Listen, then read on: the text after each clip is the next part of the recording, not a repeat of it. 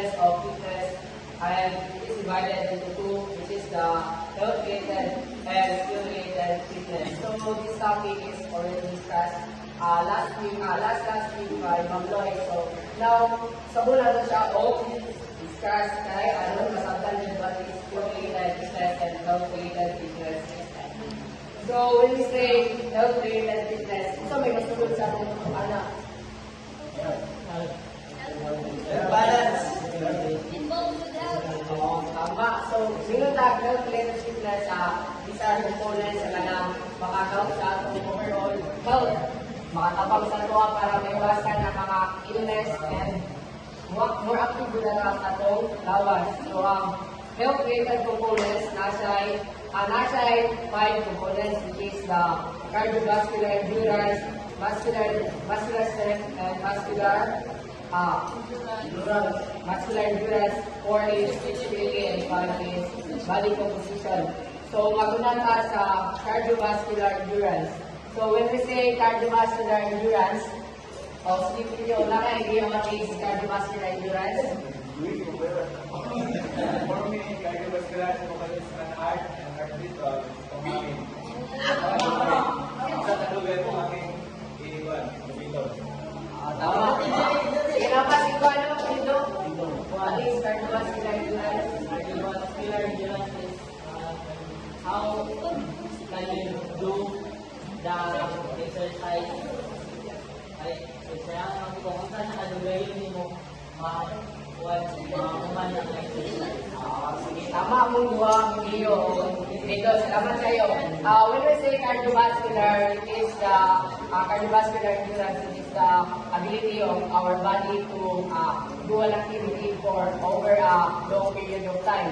So, for example, kanang ang mga tao na good cardiovascular endurance, they can perform exercise like swimming, running, and cycling. Nga kanang siya kanang extended period of time. So, klaro na sa inyo what is cardiovascular endurance? Let's proceed to the second, which is the muscular strength. Kasi na-idea what is muscular strength. Mas masala to, si Cindy. The ability of your muscle to exert force. Tama ka, Cindy. So, sama sa inyo ni Cindy, cardiovascular endurance is our ability to exert force and resistance with single effort lang na. For example, ka ng pag-lift na to, ka ng mga heavy na mga bagay. For example, kayo ka ng deadlift. Isa na siya sa cardiovascular strength. In the simple terms, the cardiovascular strength is about how your muscles can pull, push, or routine na kanang buhat tayo. Then next is muscular endurance. Okay, muscular endurance. Sa mga idea what is muscular endurance? Okay, muscular endurance, parehas sa nila sa muscular strength, but muscular endurance is our ability to makasustain tao ka ng pagkatapos ka ng force sa pag-asa o kung isa ba ang exercise, kanang taas siya ka oras, diba, ang difference sa muscular strength, kaya ang muscular strength is kanagdali lang siya kapag exert sa force, while sa muscular endurance, kaya atong capacity nga mag-asa o mga putang sa taas na oras. Next is the flexibility. Sige. So, kanang flexibility mo, ano siya to? Ability to move your joints. For example, nakikaputo. So, move your joints. Like, mo, ma-stretch mo kamot. Or, mas-dali siya palang flexible. Adin ako mo. Next, one another thing yun is flexibility. It is ability to press or can move our body.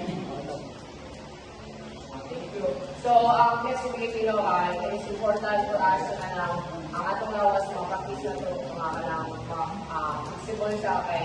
For example, natay mga buhaton na kailangan ito ma-stretch ng lawas, mag-bend, or at least maiwasan na ito ang injury. So next is body composition.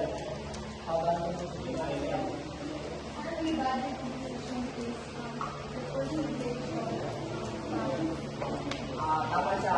When we talk body composition, it is the portion of the fat, muscles, and bone, and water of our body to para mapurma ang lawas. Then, when we look at body composition, hindi na natanawan ng ganun siyang timbang, but tanaw na ito ang iyang kaya once ay